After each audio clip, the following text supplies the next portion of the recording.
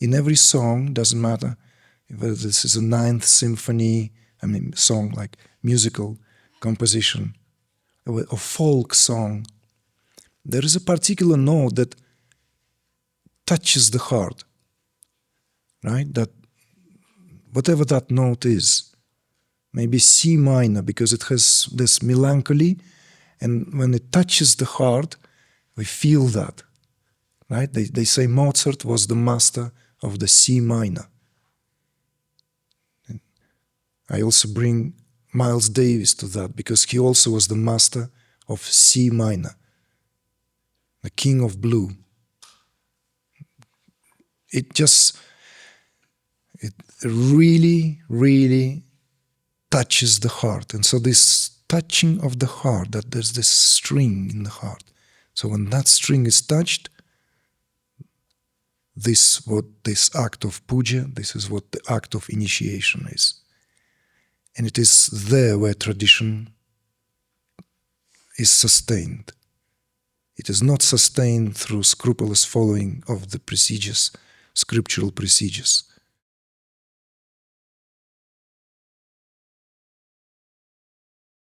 Soon as we misplace the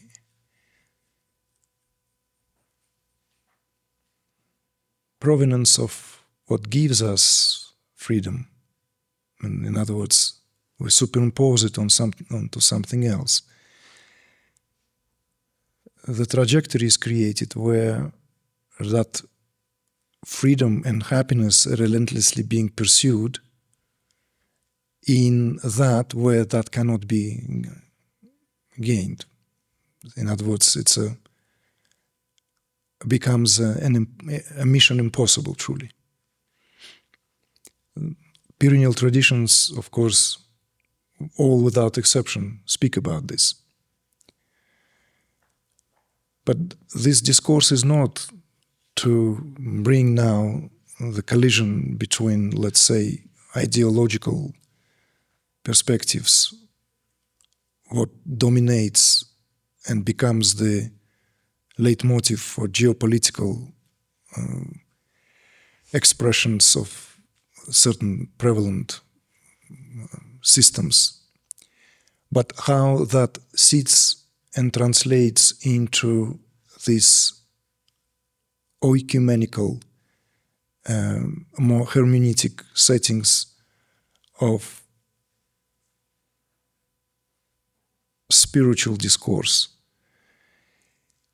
learning, transmission, as has been suggested by you, in the relationship of student and teacher. Because it infringes into the uncomfortable territories here, where is that freedom is being usurped, where is that freedom is being infringed.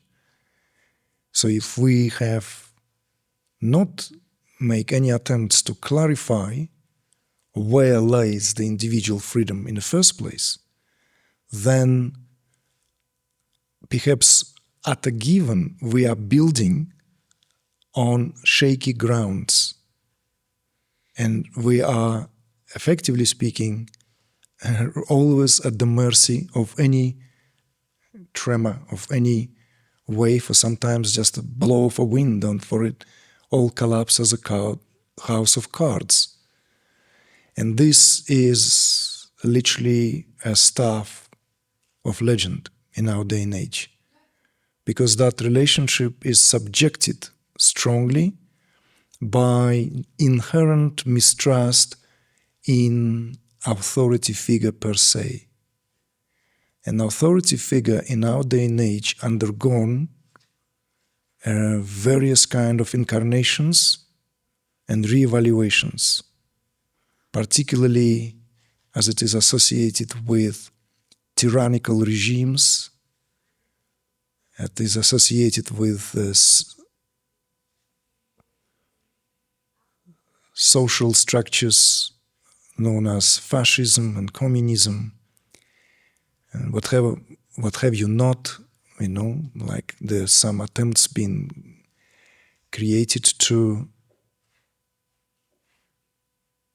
well, where the repercussions and the echoes of that, the sediments of that, are being left and experienced by us all. So therefore, in those traditions, let's say, where this simply sucked or suckled with the milk of the mother, it's easier, maybe even too easy. Like sometimes it is said that in a country like India, some other Eastern countries, Asia, it is easy because it's a way of life. It's given. You don't need to kind of bend yourself over. It's not like you're breaking your ego even by touching someone's feet. You touch feet of your mother, father, if you are brought up in a traditional household. So it's not like, oh, I have to touch the feet of my mother again. What a bore. All right, back into my Instagram feed. No, it might be like just, see, like it's quick and easy and go on with your life. So maybe the opposite of that, it's like it doesn't even accompany by anything like, whereas here we tumble and scramble and like wobble with even like what posture do I take? All that is because of these aforementioned reasons of not truly understanding how all this sits together. Therefore, when we speak about this, it has many underlying layers that are, when brought to the polemics out into the open of that, let's say, popular discourse, it's unfortunately subject to the rule of the mob, with the thumb casting down often decides the destiny of the, when we demolish the pedestals and we break down what something was erected just a short while ago, and even what was worshipped, is then there's a greater pleasure to demolish it, trample over it, because it somehow also partially has that element of freedom. I was and now I wasn't. And it's like, yeah, I do as I please and so forth. But beneath it all, there's something else going on, something else altogether. So initiation has that value. Since we are already in this setting, and since this place was consecrated by His Holiness Maharishi Mahesh Yogi, as an idea, let's say, for some it may be a whim, a manifestation of a spiritual imperial dream, a kind of an extraordinary display of set of circumstances where that's even become possible. On a side, you can ask Dr. Suhas, you can ask Stephen, they can tell you what was here before, how it became, and what it is now. But at some point, when Maharishi Mahesh Yogi was about to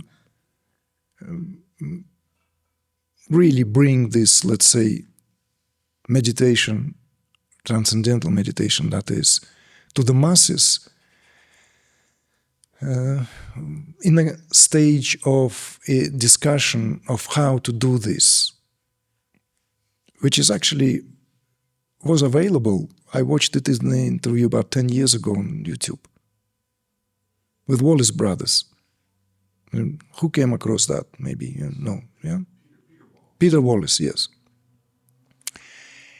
And there was this part where Peter Wallace related how, let's say, this think tank was their group, very close people dedicated to Maharishi, sat together and they were all discussing how to do this and everything, how best, and like, right, sort of like brainstorming. And they were very respectful, of course, and thinking the best, like Maharishi, if you truly want it to be global, And particularly if you want this to take off in country like Anglo-Saxon countries like America, United States, Canada, England, other European countries, if this is all about transcendence, right? If we understand that it's all about, right, meditation, right?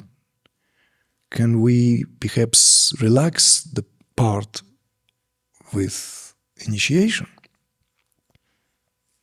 The part with the picture of Gurudev and the recitation and all that puja of initiation. It was all spoken with best of intentions to make it truly global, for it to take off. And Maharishi said, well, that's the whole point. The whole point is in the puja. The whole point is in that. So you take that away, and you take the whole thing away. Was he stubborn? Was he too much son of an India? Was he too much in the tradition where he was unable to? This is for each and every one of you to reflect on your own.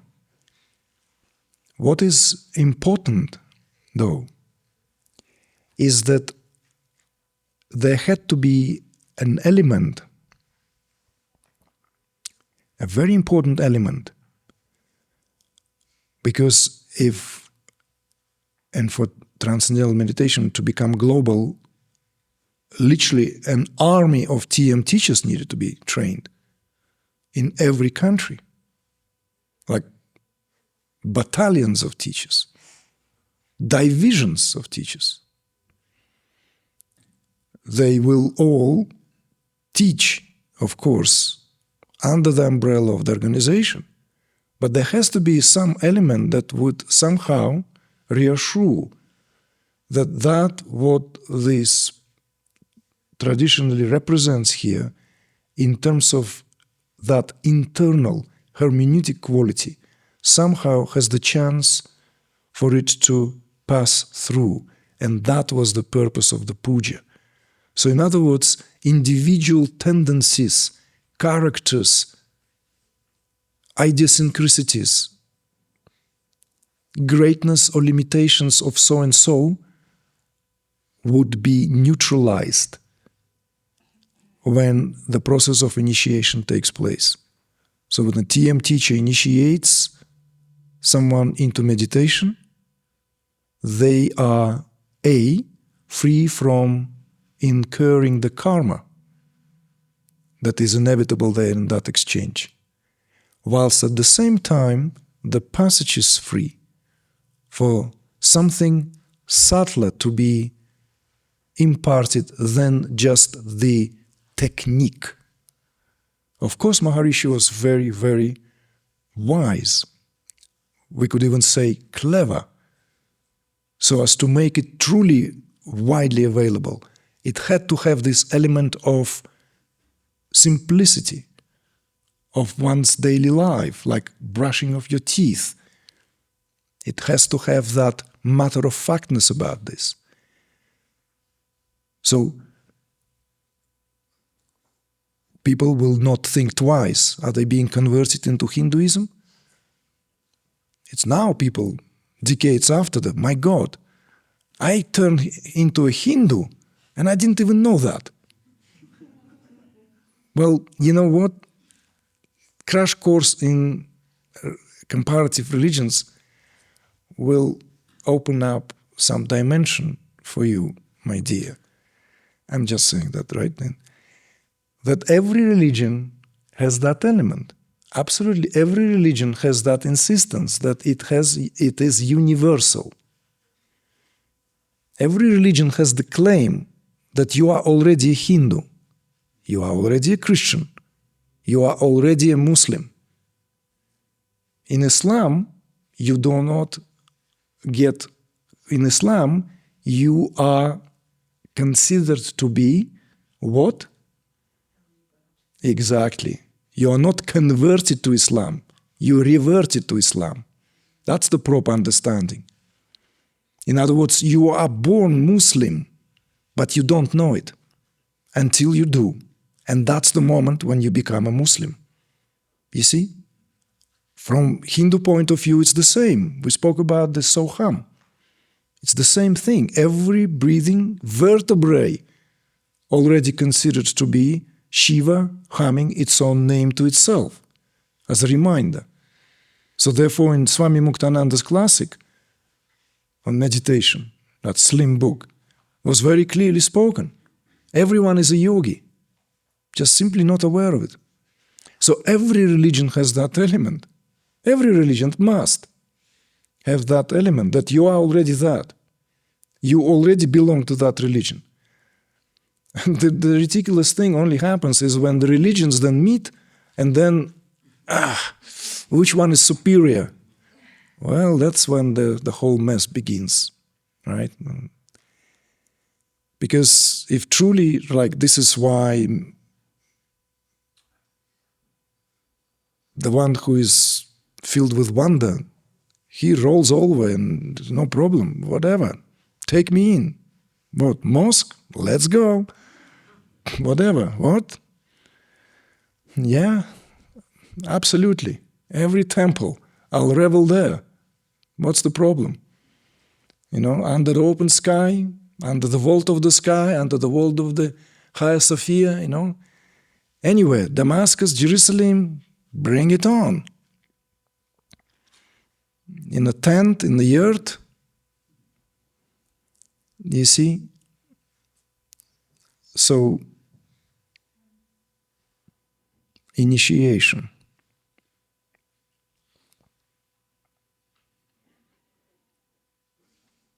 Initiation.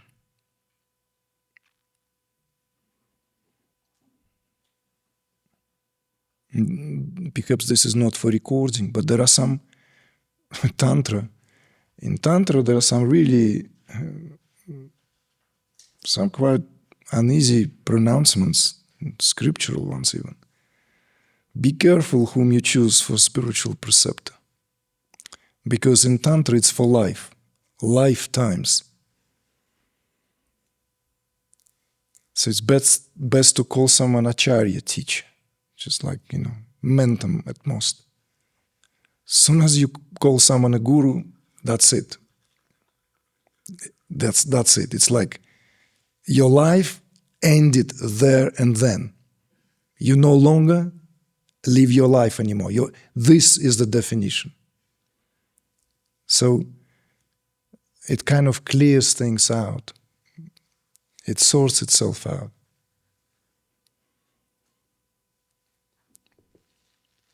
In Tantric tradition, even if one denounces and leaves one's guru who is initiated one into the path, one remains in that relationship, irrespective of what one does. It's Tantra. Go and find out for yourselves. There are scriptural references to that.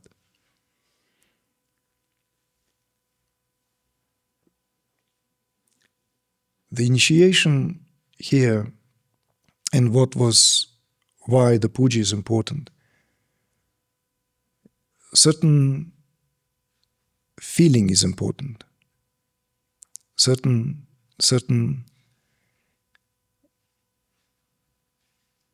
frequency, certain note has to be, you know, in every song, doesn't matter whether this is a ninth symphony, song like musical composition, or folk song, there is a particular note that touches the heart, right? That whatever that note is, maybe C minor, because it has this melancholy, and when it touches the heart, we feel that, right? They say Mozart was the master of the C minor. I also bring Miles Davis to that, because he also was the master of C minor, the king of blue. It really, really touches the heart. And so this touching of the heart, that there's this string in the heart, So when that string is touched, this act of puja, this is what the act of initiation is. And it is there where tradition is sustained. It is not sustained through scrupulous following of the procedures, scriptural procedures.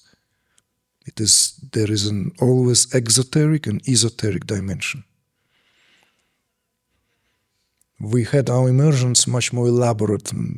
Those of you who have been here for many years know how there were a lot of petals and pujas and flowers and a lot of that. And at some point, as a stark contrast to that, we stripped it down. Because in the way it simply feels, at least to this moment, is to make sure that that is performed internally first and foremost. So that's internally, so the puja is performed internally. This is the path of natas. Yogis who did not perform outer rituals, and we belong to that path. So we belong to that shamanic path, natas, siddhas, yogis, where that is performed internally. There's no point for us to go and pretend that we somehow belong to the tradition when we know the recitation, when we know how to place this, how that, this meter, that meter. There is a whole art in how to do homa and yagya, how to do things. Pandits are fostered, born in the families for that. But our path is to make sure that the respective glands are kindled and the yagya is performed here in this body, in this temple. This is the work. So that's what this initiation is. So you ask this question, Kamala, when on your birthday, some years ago, you were initiated into that name. That is an act of initiation. Some years had to pass, you went, you had to do your things, and I said that one day, sooner or later, you will come back. So when we have met again in Mexico, right, or 2 years ago, I said, welcome back, right? We take it from where we left it.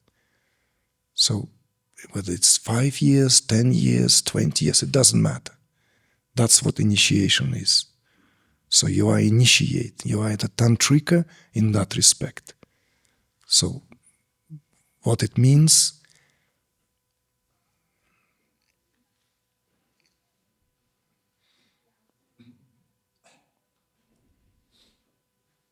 it's what you experience internally. It's that what cannot be rationalized, cannot be given to the... We can scrutinize it, we can... As long as that string is touched and reverberates, that initiation is intact. And the teacher-student relationship has all dynamics, absolutely all of them. All, it's not restricted to this or that. It encompasses absolutely all. It supersedes and exceeds them all. Because that's the relationship which, effectively speaking, represents the relationship, as far as the Tantra is concerned, of Parvati and Shiva. All Tantric scriptures, all agamas are, without exceptions, are the dialogues of Shiva Shakti. This is where sometimes Shakti presses on Shiva with questions, at other times this is reversed. So there are some distinctions. There's Shaivites and Shakta, more leaning to that. But the essence is in that dynamic. So this primordial dynamic is, that's what the teacher-student represents. So it can take any form. It's fluid. It's congruent. It's not crystallizes anything. It refuses to crystallize. It's like a molten lava. It's like a molten gold. And sometimes it can appear like this, and then it appears like that. And to the outsider, it may seem shiny and beautiful and attractive, or it may seem as repulsive and obnoxious and what have you. This is absolutely matters not how it is perceived. What matters here is that the right bhava is there, right tone is reached, that what appeases the heart, that what passes on, and that's what heart to heart here transmission represents. So that sound, that resonance, that sound is what this carries this. It can be officiated through and administrated, or it can be self-born, self-initiated. So there are no limitations in that respect.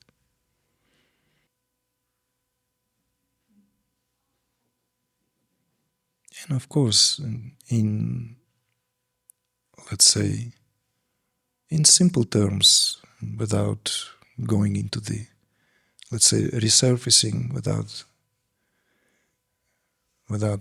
having to go into this esoteric dimension, but just at the value of what it is in life, teacher-student dynamic is what steadfast evolution, is what promotes evolution. And these dynamics are also the teachers come into our life in so many different ways and so with different forms. We constantly learn, and teacher comes in disguise. Teacher comes as a parent, as a friend, as a lover,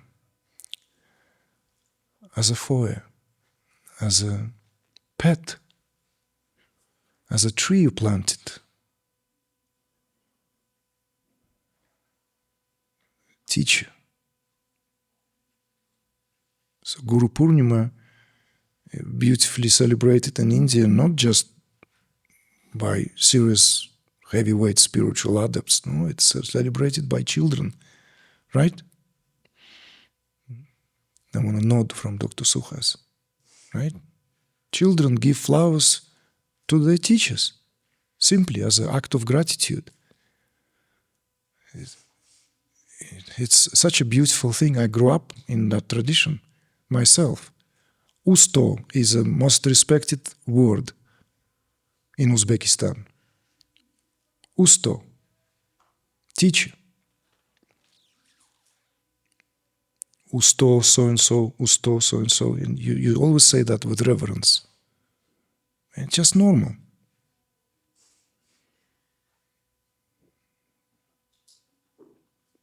And you can go and you do your thing. You do your karate. And you respect that teacher there. Yeah. You don't respect him. On the floor, 20 push-ups. Right? Is that something? On the floor, saken, 20 push-ups. Don't worry, I didn't do karate. I did boxing. But some of my friends were like, gosh, man, I'm doing like 50 push-ups. Because I'm constantly like doing something wrong. So 50? Pfft, I'm doing 60 in a minute. I'm just being silly, just lightening up, taking off the steam, like taking off the lead, let the steam off. So, of course, there's whoever is in that position, whoever is in that. And the greatest teachers, of course, are those who are in disguise. They're in disguise. Sometimes that's what I meant. lessons, learning. It takes some self-admonition. It's always humbling. It softens the sharp or sharper edges, softens them. To be soft. The sharpest sword, the sharpest katana has very comfortable handle. Has to be very comfortable. Soft, comfortable. That sword of discernment.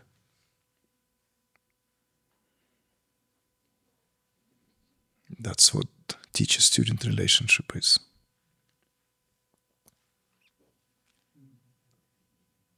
It's to be approached by both who are temporarily given into these roles with veneration, respect it deserves, and commands.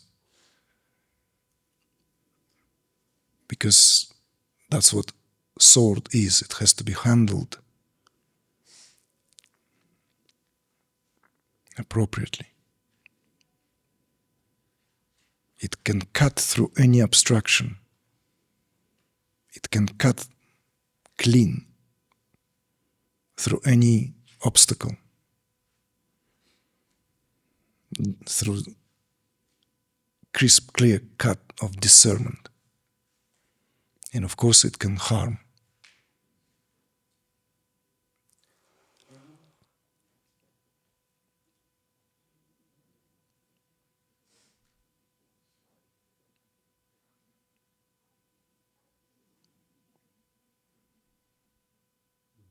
So we don't just pull it out of the scabbard for display.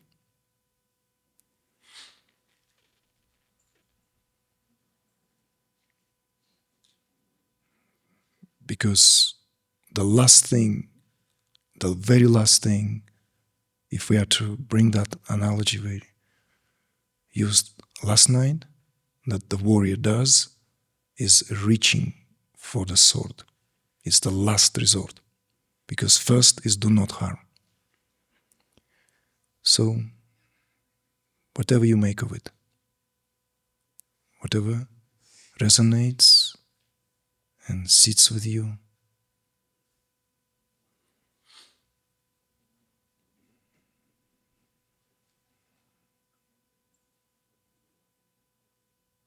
I have nothing to add to this. Thank you.